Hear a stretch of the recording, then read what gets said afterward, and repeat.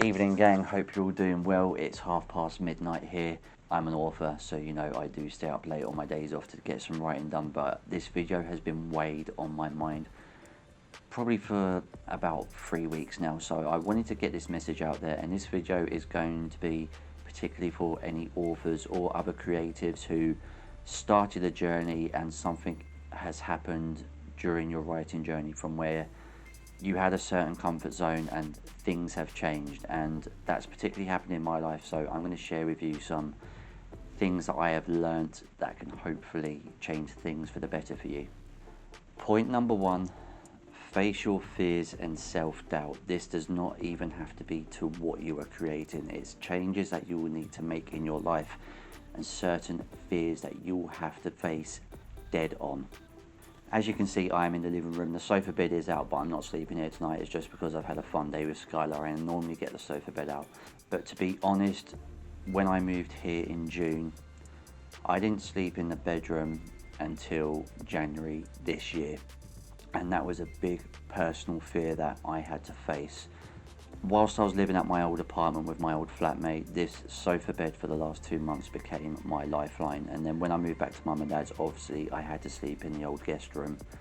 But when I moved here, sleeping alone in the bedroom was a disturbing fear that I wasn't ready to take. But since the changes since January, facing that fear, it's not only become a place of comfort and I'm actually getting my money's worth out of the bed that I bought, it's also changed me personally as well. I'm waking up a lot more positive, I'm sleeping a lot better, and as much as I do love this sofa bed, I had to face that fear head on, and almost instantly I felt my love for writing starting to come back, because I was then differentiating my rest space from my working space. That was just one of the many fears that I've had to face head on, and I'm not going to get into too many of them because this isn't directly a mental health video.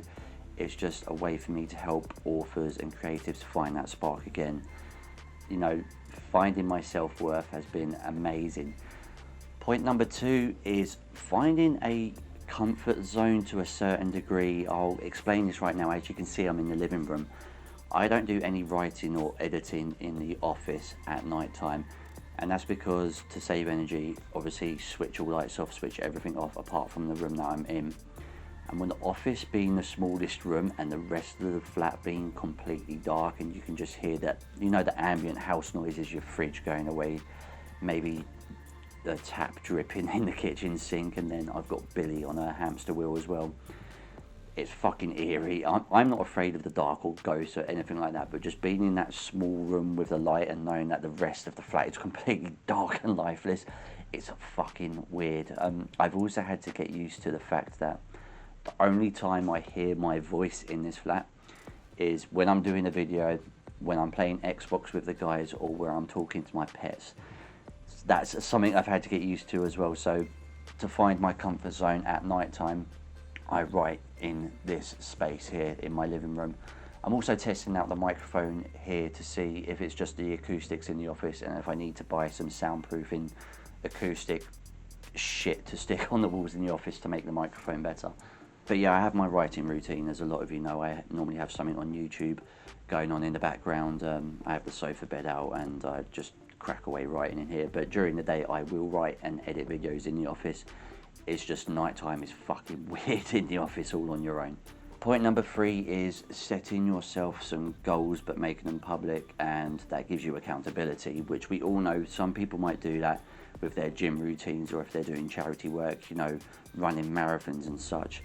Putting it out there that you're going to do it is a lot more motivational, and it gives you a sense of guilt if you don't particularly reach those dates. Because when I first advertised that I was going to do Rogue Causality and have it out by spring of this year, that was just a pipe dream.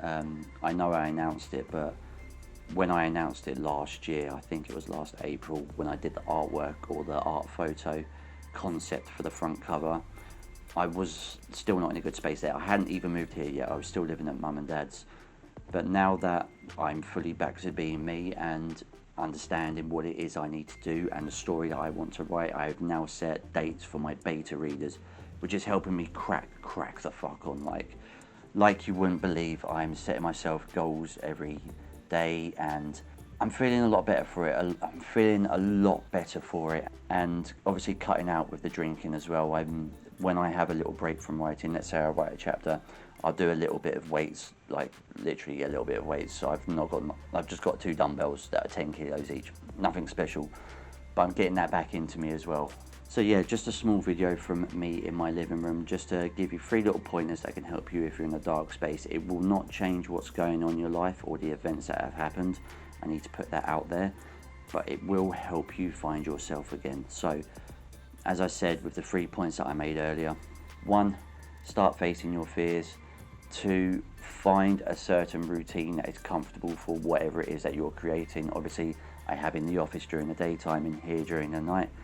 And thirdly, start giving yourself some accountability. Announce what it is you're going to do and stick to it and find a way to do it. Little changes make a big difference over time.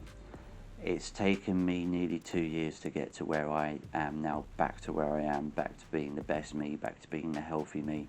But finding myself again has been one of the most important things I've ever done, and it's been quite possibly the hardest thing I've ever done.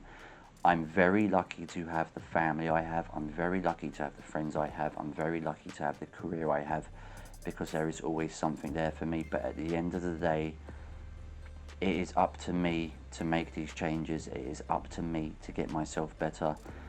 And I'm even, like right now, I have a bit of spare time, so I'm using it to write a video or record a video that will hopefully help some of you. I'm finding the better me, and for all of you that have been there, all of you that have never given up on me, and all of you that have supported me, thank you so much. And if I can give back to you, sorry, Skylar's just come out from under the sofa bed. If I can give back to you, I always will. You know I always will. And these are just some of the things that have helped me, and I hope they can help you too. Some people might have other ways of dealing with things. Some people write in journals. Obviously, I wrote Wellbeing Roulette, my lyric album, which is no longer on my website, and neither is my blog.